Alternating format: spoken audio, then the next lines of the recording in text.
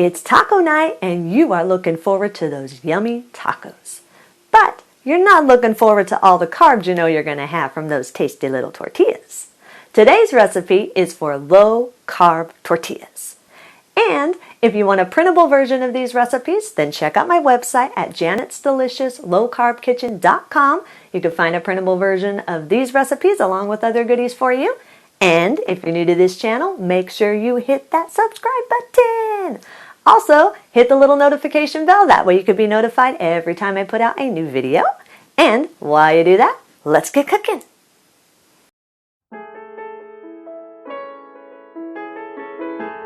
In a large mixer bowl, add a half cup of coconut flour,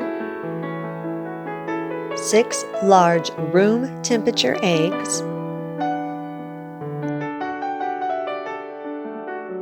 1 1/4 cup milk, 3/4 teaspoon seasoned salt.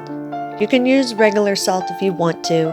I just prefer more flavor in my tortillas, so I use the seasoned salt, but it's up to you whether you prefer seasoned salt or regular salt. 1 tablespoon of psyllium husk powder. If you don't have psyllium husk, you can use a 1/4 teaspoon of xanthan gum. The xanthan gum or psyllium husk, they just act as the binding agent because gluten-free flours do not have a binding agent, so they can fall apart easily. So the xanthan gum or the psyllium husk acts as a binding agent for them. So you have to have one or the other in there, otherwise you run the risk of your tortillas falling apart once you get all the fillings in it. And a half teaspoon of garlic powder. The garlic powder is optional, but again, I like to add as much flavor as I can to my tortillas, so I add garlic powder. If you don't want it, you just want a plain tortilla, then just leave it out and it'll still be fine. Whisk these all together until they're fully combined and no lumps remain.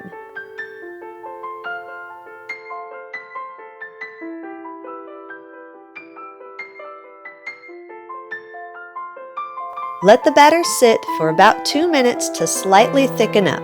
You have to let the batter sit. This is key for helping your batter to stick together. If you just try to pour it onto the skillet just without letting it sit, it will not form a tortilla. It will fall apart.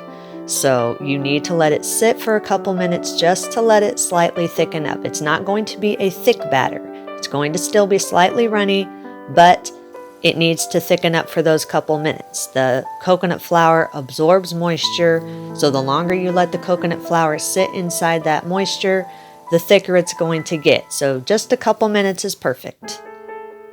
Preheat an 8 to 10 inch skillet over medium heat for about 5 minutes. Now, whatever size skillet you choose to use, that's the size that your tortilla is going to be.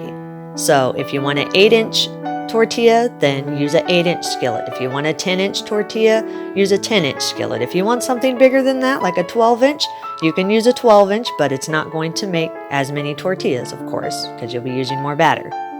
So after the skillet has preheated, then spray the skillet with cooking oil. Pour the batter 1/4 cup to 1/3 cup at a time onto your preheated skillet. I use 1/3 cup because I use a 10-inch skillet. But if you're using a smaller skillet, then you use less batter. If you're using a bigger skillet, then you're going to need more batter. Like I said, I use a 10-inch, so I only use 1/3 cup of batter at a time.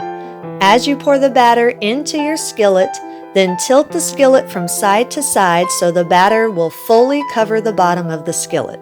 As you're tilting the batter around inside the skillet, if at any time it looks like there's little tiny holes developing in it, just add a tiny bit more batter. You don't want a lot of batter in there because you don't want your tortilla to be thick, but you want to make sure there is enough in there to fully coat the bottom of your skillet. If it does look like it's not fully covering the bottom of the skillet, then just add a tad more of the batter a little at a time until you can tell that it's fully covering the bottom of your skillet. Cover the skillet and cook on medium for 2 minutes or until the tortilla easily lifts on all the sides. Carefully turn the tortilla over using a long spatula. Cover the skillet and cook 1 more minute or until the tortilla is slightly brown on both sides.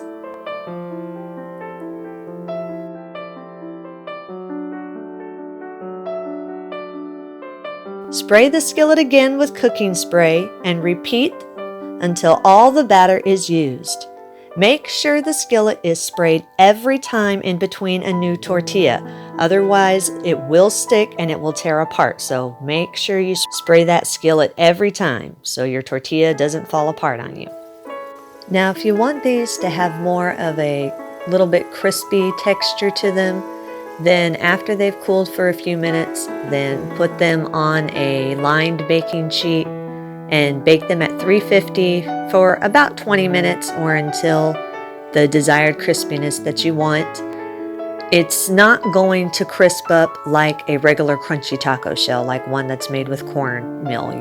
It's not going to crunch up like that, but it will give you a little bit of a crisp to it. So if you're missing that crunchy taco flavor, this will give you a little bit of a crisp to your taco. Otherwise, just fill the tortilla up with your favorite filling and eat and enjoy.